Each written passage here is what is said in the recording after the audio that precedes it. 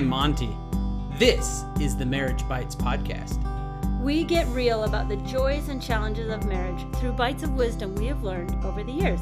Our aim is to share this wisdom with you so your marriage won't bite.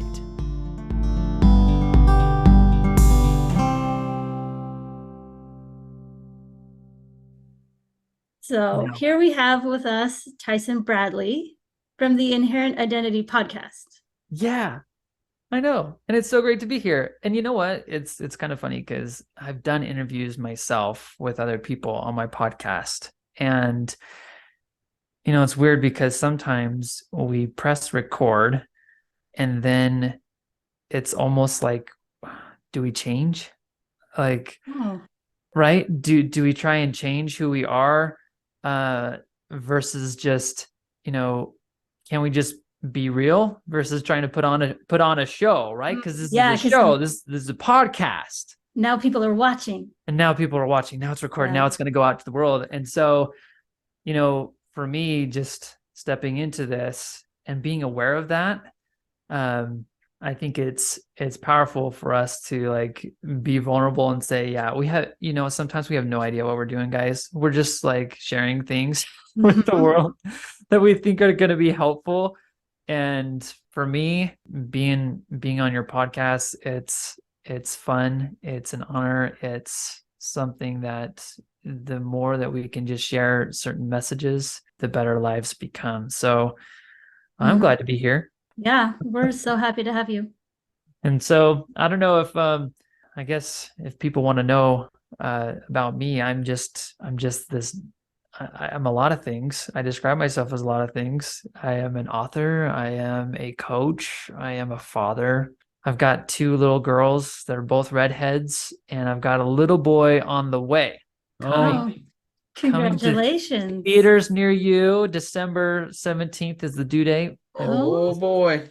We'll see if that's the real due date, Sure. Yeah. But we're super excited, and that's kind of where I am in things. But I think that us talking about identity is super powerful, especially in regards to relationships and what you guys talk about. So I'm happy to ready to dive in. Yeah. Will you explain a little bit what you mean by inherent identity? Yeah. So I think even within the words themselves, like the definition, what does inherent really mean? Well, it means it's something that's already within you. It's not something that you create. It's not something that is outside of you. It's within, and it's innate. Has always existed. And so if our spirits have always existed, then what are the characteristics of this spirit? And to me, it's I just believe, if the Bible says I'm made in the likeness and image of God, then I am inherently godlike. His attributes, his characteristics, everything that I think about and read about and know about him, those characteristics are within me. And then when it comes to identity, everything that we do, there is a being before the doing. So a lot of people get stuck in random created identities. A good example of this is procrastination. This is a word that was made up, guys. Procrastination. And it is to explain an activity where we delay doing something that we know we need to do. And then on top of that, what we did is that when people do that enough times, they now describe themselves as a procrastinator, right? Now it becomes an identity, this is who I am. I'm a procrastinator. I am a early riser. I'm an early bird. I'm a night owl. I am tired. Even just any statement that comes after I am is something that you will end up creating in your life.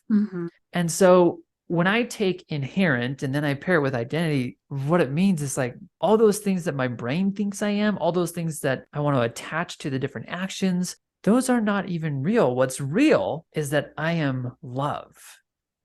I am enough. I am faithful. I am trusting. All the things that I ascribe to God, those characteristics, all those words and values and things, That's more true of who I am than any other thing out there. So that would probably be a quick little insight into what does it mean to have an inherent identity. That's a little bit what it means. Yeah, I love that. That's such a powerful thing. The world, it influences you to change that identity or to believe that you have a different identity. And it can really mess you up. But if we can stay grounded with our true identity, boy, there's power in that. As you talked about that, I could feel the power of it. Yeah. Well, and that is such a good thing to notice, is that when you hear things, and this goes for anybody listening to any podcast, because the moment that you have a podcast is the moment that people start to think they know what they're talking about. Like they're the experts. And in a large part, there are plenty of people that they are developing an expertise. Like they are experts in certain ways. And they're brave enough to share. You guys are brave enough to share more about your life and your experience and the things that you have found to actually help people. So yeah, you are an expert, but sometimes what we do is we just listen to experts say things confidently, and then we just take it on as truth. So true. And we don't even question it. I mean, I can't tell you how many doctors might say, there are examples where they'll say, okay, this is a terminal cancer. And yet when the people don't believe that, and then they seek out these other alternatives, and all of a sudden they're healed from a terminal cancer. Or for me personally, I remember when I was working for this company called the Life Coach School, and I just had this idea that I wanted to start weaning off and start my own business. So I had always wanted to start my own business. And one of my colleagues that was also working there, she was kind of weaning off. She was taking less hours and then starting to work on her business. And so that's kind of what I wanted to do too. I was advised by a mentor that said, hey, like, you shouldn't do that. I don't think you're ready. Cause like, she's like, do you have an email list? Do you have like everything built up? Can you wean off? And so she had a best interest. Like she had my interest in her mind, this idea of like, I want you to be successful, but I might also want to keep you in this company. And I might also, who knows what other reasons. Regardless, I followed what she said and I stayed on. But then my heart wasn't in it. And there was this conflict. And what's so fascinating is that through a series of events, I ended up quitting at the time that I would have just be weaned off, if you know what I mean. That I would have just like naturally transitioned. And there are so many other areas of life where we're taught from a young age or whatever. It's like, go to school, go to college, get married, buy a house, get a job, and then retire. That's the way of life, guys. That's what it means to be successful. That's what it means to have a normal life. And so it's been interesting because I've been talking lately about this idea of just like the neural normal. And what it means to be neural normalized is to be someone who has received the teachings of the world and has just taken them as fact versus recognizing that there's alternative ways. So I love that. Yeah, something that I've been thinking about lately is the identities that people offer to us. And how that impacts, like as a child, your parent might offer you an identity of you're so smart, or you're so good at that, or you're lazy, or you are this. Like parents might offer us identities, and also our spouses might offer us identities. And sometimes we take those like, I have to be this person now because my mom or my husband or somebody thinks that this is who I am. And now that's kind of how I have to be. Because I feel like that was my experience. I was told, grow up, you'll be a mother, you'll do this, and you'll get married, and you'll do all these things, just like you were saying. And that was the identity that I took upon myself. And some of those I really like. I love that I'm a mother. I love to say I am a mother. Yeah. And along with that, this idea that I have to be a good mother, though, what it means to be a good mother, what other people's definitions of that is, how much of that handed to me definition am I taking on as what it means to be a good mother. And once I was able to let go of some of those things that no longer served me, as far as like a good mom keeps her house clean all the time, or a good mom never yells, or a good mom is this way. Once I defined for myself what a good mom was, and then I could measure myself on my own definition, it changed everything for me. suddenly I was like, oh, I can just be the person that I am. I can be the kind of mom that I want to be. And I don't have to do all the things that everybody else is telling me that I have to do in order to be a quote unquote good mom. Yeah. And it applies to being a good wife. Same or thing. being a good husband. It's the same thing. We associate good a lot of times with successful, and then we associate successful with certain people that have a lot of money or whatever. And it's like anybody that has the relationship that we think that we want, if they say something, right? And this goes back to just like authority figures, like, okay, they say that the best way, or this author who's done all this research says the best way to have this marriage or to be a good mom is you need to have a clean house. Or it's not even experts. It's just everybody is posting about the same thing. And just hearing it twice. There's studies that are done just by hearing something twice from two different sources, like believability of it being true goes up like exponentially. It's like so much higher. So we can hear it from one person and be like, yeah, maybe not. But if we hear the same thing from another person, we're just like, oh man, that might be true. I heard it twice, even though it could be totally false. And this is why a lot of the work that I do and help people to understand is like, how do we connect with what's in your heart and what is you versus what the world teaches versus what everybody else says is the right way or the good way and what it means. So it's I think in that part, that's where the awareness first step comes in, is like, okay, guys, don't just notice what you think it means to be a good spouse or a good parent, but also notice like what you are thinking about your spouse and your kids and what you think it means for them to be good. Yes. Like notice what identities you're handing to those people. Right. You know, like I might have this kind of a conditioned statement in my head, which says, you know, if my wife were to not complain, then she would be a good wife or a better wife. And unconsciously, I am doing things through my actions to be able to communicate that instead of accepting who she is right now and recognizing that who she is showing up as today is oftentimes not the real her. It's not the inherent version of her. And can I have compassion for someone who is human? Much like I am human so many times. And would I want someone to have compassion when I'm in my human and in my head versus in my heart and operating from a place that is more connected to the truth? Because I don't think people inherently are designed to complain. We are not inherently designed to be in fear. God is not fear. Right. He says, fear not, like a lot. A lot. And what's more true is like he is peace, he is rest, he is love. And so when we are not those things, what's happening is we're just operating from our head and more so the brain and what we've learned. And it's not a problem. It's just that we've forgotten who we really are. We just forgot. And so I think we can have some compassion with ourselves when we forget. And we can also just draw back on the Lion King when Simba's talking to his dead father in the sky.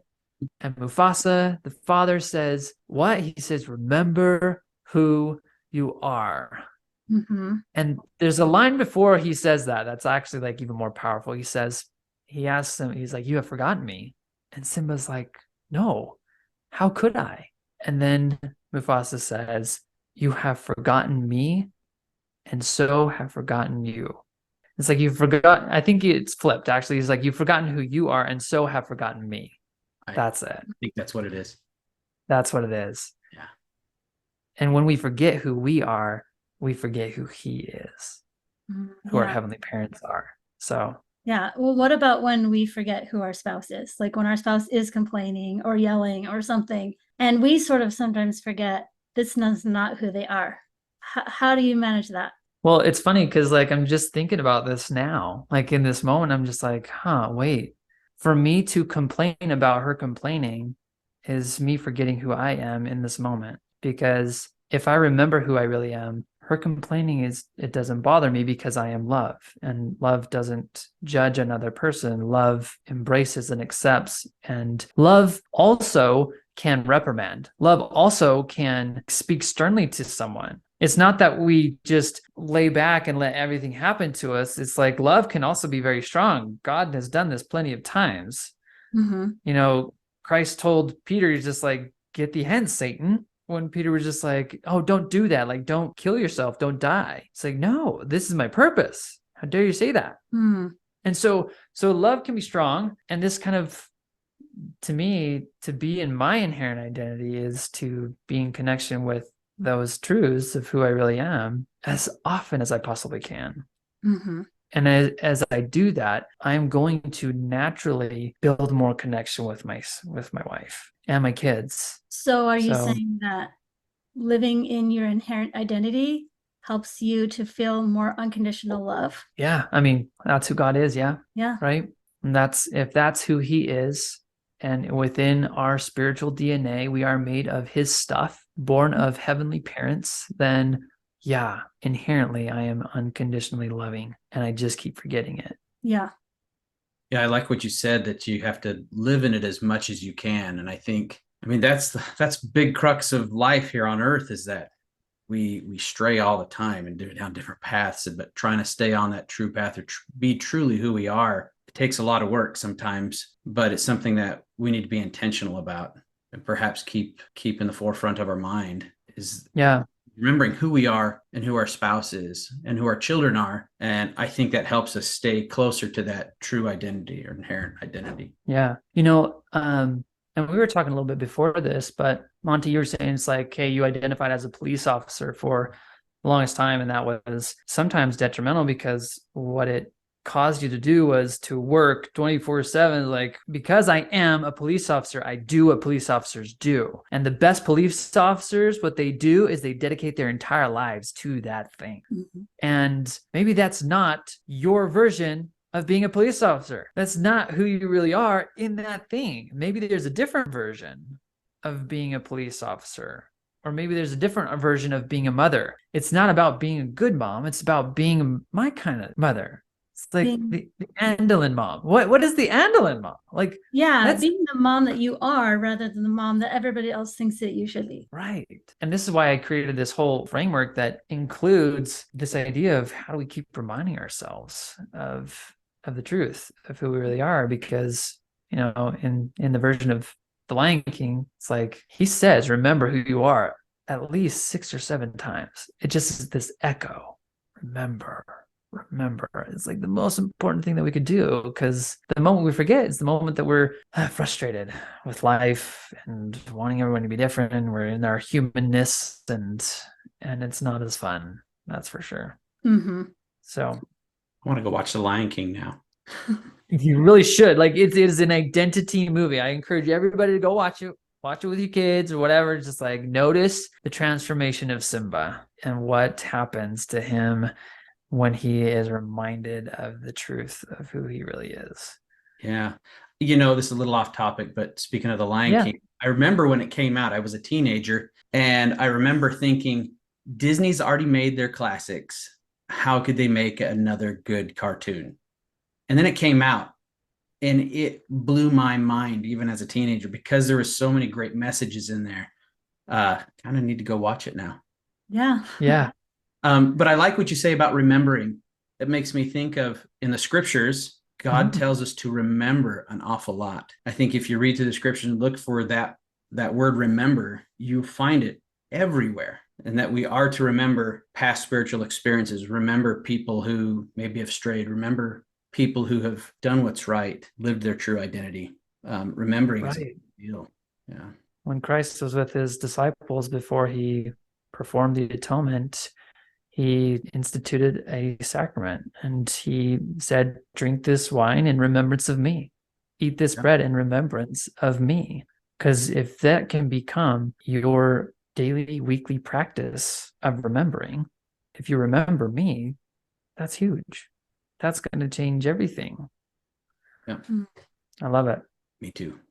Now, do you guys want to go through the framework? I think that would be helpful. Yeah, let's do that. Because I think that, and this is a framework that people can start to maybe uncover, like maybe start to think about, man, who am I really? Like, who am I? Such a big question. And if we stay with it, it's like we could go through the process of just entertaining that one question, like, who am I? Because in part, I think that as a step, this is the shortcut step, everybody. Ask God, who am I? Go beyond that you're a son or daughter or child of God. Okay, everybody's that. But God has a unique identity, label, name for you. Who are you? For me, when I asked him, I was like, well, who am I to you? Like, who am I in this world? What is my purpose? What is my name? What is my title? What is my identity? And what came was, you are my like spiritual light bringer, my spiritual light restorer. It's just like, oh yeah.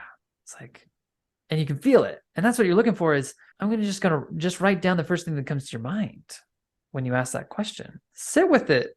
Like, so often we say prayers all the time, but we don't even sit with questions. Rarely. Yeah, that's so We true. rarely give God the time. We don't give him any time to say anything back to us. And so to actually give him some space to respond, listen with our heart, be able to feel it out and be able to say, it's like, this is what I'm receiving. It's like, this is my name. This is my title. It's like, okay, what if you just started telling yourself who you really are to him versus what the world would say about you, what your parents would say about you, what your spouse would say about you, what your kids would say about you, whatever. And the moment you keep doing that, man, even that alone could start changing your world more than anything else. So the framework is it follows the acronym of I am me. The I stands for ideal. What we want to do is we just want to start thinking about whatever change we're trying to create. And maybe you guys could share an example of what is something that you guys are working on that you wish was more ideal. Well, I can speak for myself. Do you have something? No, go ahead. That I am working on being more honest.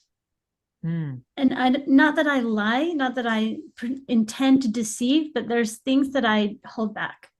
Honesty as in, like, I'm holding back because I'm afraid to say, I'm afraid to speak up.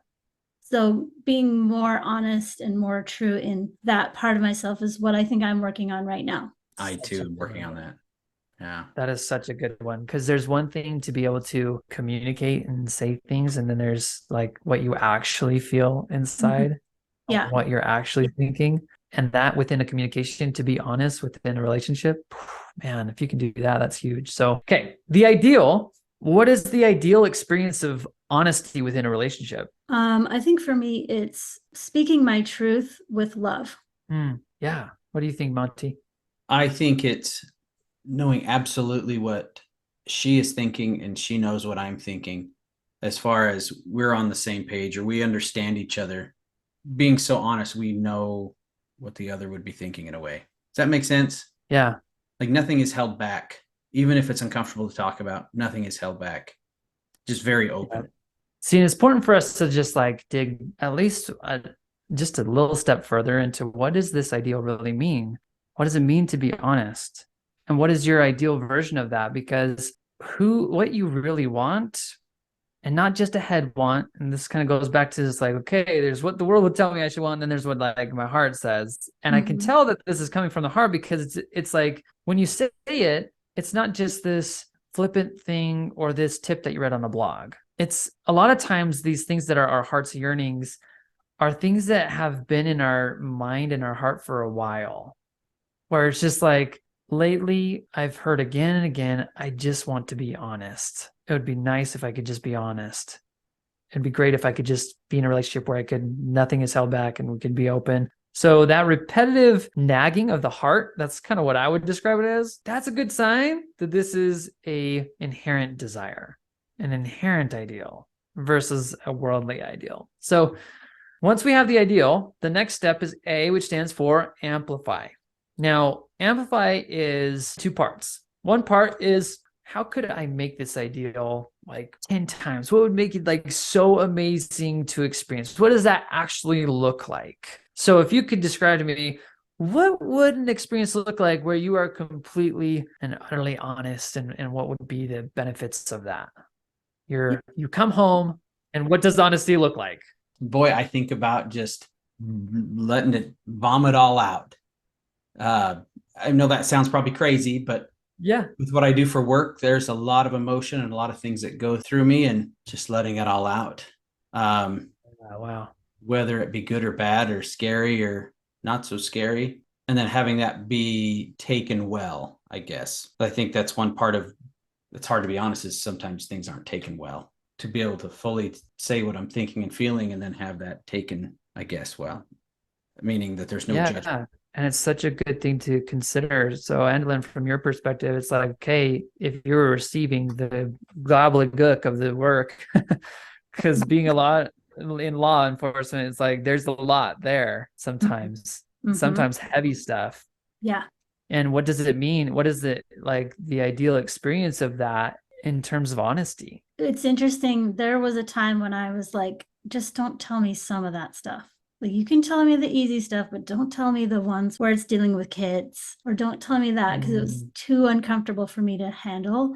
I think I've grown a lot since then, and he can tell me things and I'm not like letting it affect me in a negative way. I feel like I really have grown a lot in that way, but there's sometimes like it's one thing for him to talk about work and things that happened at work with a coworker or on a call that he was on, but it's kind of another thing when he's giving me feedback about myself, when he's asking for me to be different so that things will work better, or so that maybe I'm being indulgent in some way. And he's like, listen, it's not okay for you to act that way. It's really easy for me to be quick to like, no, you're wrong. I'm fine. You don't tell me what to do. But to really receive that feedback is like a big thing, especially in a marriage, to be able to self-reflect and say, well, am I acting in a way that I don't want to be? Or am I really acting in my truth and he doesn't like it? And can I be okay with it if he doesn't like it? Or is there a place where maybe I could change and improve myself? But doing that from a place of truth rather than a place of people pleasing.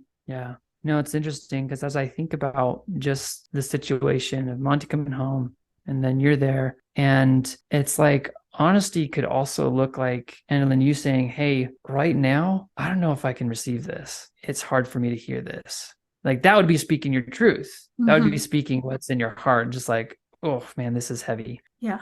Can we save this for later when I can be more prepared? Kind of thing. That kind of conversation, is that the ideal? And sometimes what I think too is, and which is why it's so awesome that both of you are here together, is so often we rarely talk with each other about what our shared ideal looks like. There's what Monty wants, and there's what I want. And so what do we really want here? Like, really? It's one thing to say, here's what I want, here's what would be awesome. And then it's another thing to say, what do you really want? Like in your heart of hearts, what would be the desire? What would be the experience? You come home and you can share what's just weighing heavily on you. And then for Andelin, for you to receive and to be able to say, wow, man, that's hard. I'm here, I'm present. Or it might be, I don't know if I can handle this right now. And then vice versa. He might say, I wish you could improve. Or you might say, I wish you could improve. And for you to be able to say, that's hard for me to hear right now. And I can watch myself and I can tell you right now, I want to be defensive. That's what's true. That's being honest. You know what I mean? It's like, honestly, you saying that kind of ticks me off. Or at least that's how I feel right now. I might need to sit this one out and just like sit with this, because I'm sure there might be some truth in there, but right now I'm not in the mood. Rather than turning it back on him and saying, no, you're wrong, you shouldn't say that to me. Just being like, this is hard for me to take. Give me a minute. Right. Let's talk about this at a later time when we can both collaborate rather than just fight with each other. As we're talking, I'm just thinking about my own relationship. I'm like, man, that would be ideal. That'd be nice if I could just share that. I could be honest. I could give myself space. I could give them space. There could be mutual love and appreciation and an honoring of this space to be able to figure things out.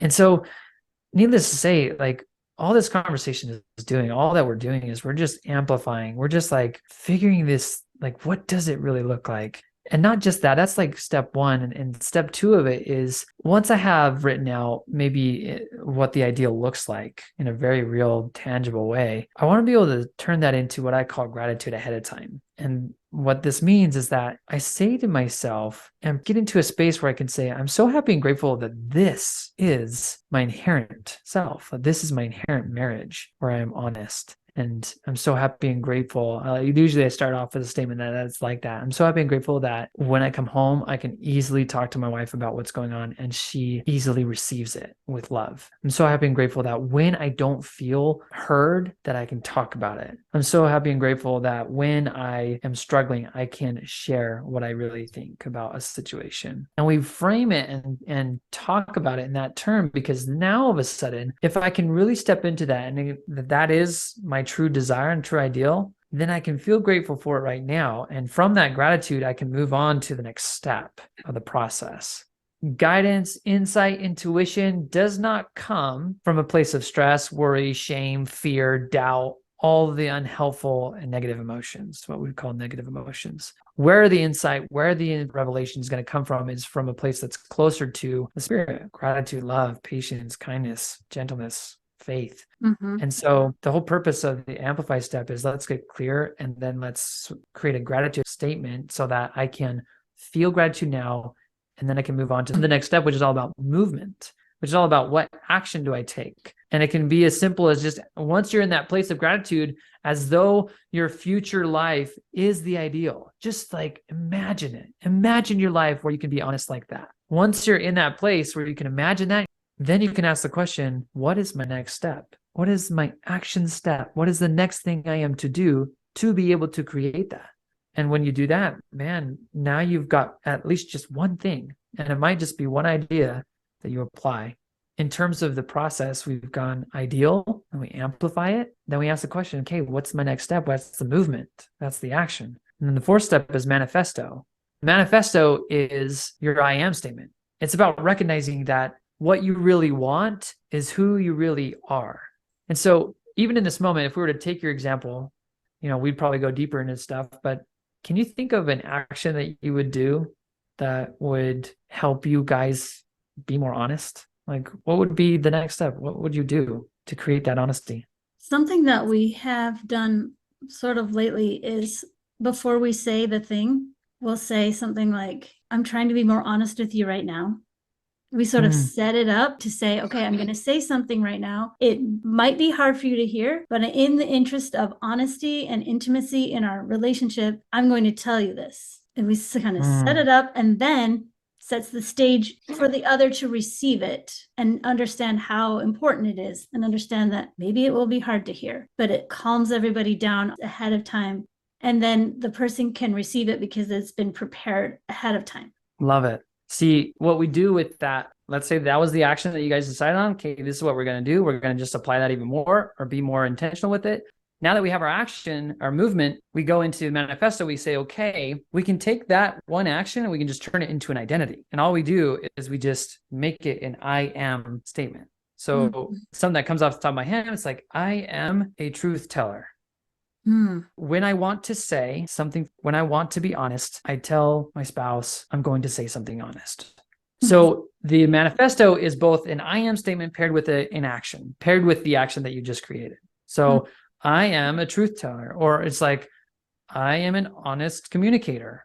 It sounds like lame or semantics, like, okay, so you're just saying I am behind something, but I'm telling you, the moment you make this an identity, that this is who you are and this is what you do, your results go through the roof and you become more of that person. And this isn't just about creating a new habit. This is about becoming who you really are. This is about remembering the truth of who you've always been, but that you just keep forgetting. This is about a lifestyle. It's not a habit. This is who you are. Fundamentally, I am a truth teller. I am an honest communicator. What do honest communicators do? Well, what they do is they say, hey, I'm going to say something honest. And then they say their honest thing. Does that make sense? Yeah. Yeah, I really like that. The last step is evoke. And that is all about remembering.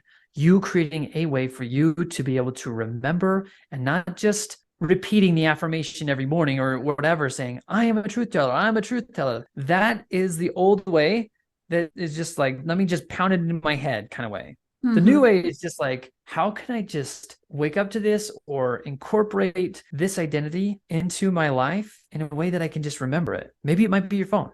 Maybe it might be a note on your door or on your mirror. Maybe there's something that you do, but it's not just about saying the thing, it's about feeling the truth of that statement. Mm-hmm.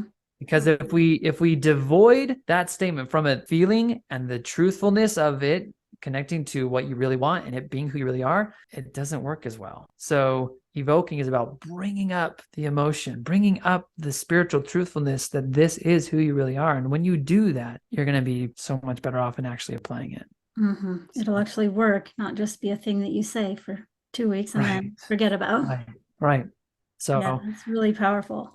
So that's the process for anybody interested. It's like on inherentidentity.com. It's like they can download a worksheet. And so it's like, okay, you guys can go there, you can learn about it, and it's awesome. Just a free resource for people to check it out. But this has been something that's been really helpful for me and for those of my clients that have applied it. But that's it. I am me, guys. Ideal, amplify, movement, manifesto, evoke. That's it. Sounds great. Pretty good, pretty interesting, and pretty easy to remember. Yeah, I like that a lot. We sure do appreciate you coming on our podcast today and talking with us and spreading some wisdom. It was all really good stuff. Maybe we could have you on in the future sometime. Yeah. Here's what would be awesome. I'd love it if you guys apply this and then we should have a follow-up. You know, you apply this I am statement, it's like, oh man, what worked, what didn't work, because maybe there's nuances, and well, there are nuances. There's nuances within every process and framework and deeper learning. And so I think that as everyone applies, starting to just connect with their inherent identity, that's where a lot of movement and improvement can come. So I just appreciate being on here with you guys. It's been awesome. Yeah. We appreciate it too. Thank you very much. Thank you. Thanks for listening to the Marriage Bites podcast. Be sure to subscribe so you don't miss out on any of the fun. Let us know what you took away from this episode by sending us an email at info@andelinprice.com. You can also see what we're up to on Facebook and Instagram at Andelin Price Coaching. Or you can visit my website, andelinprice.com, to learn more. See you next week. Bye.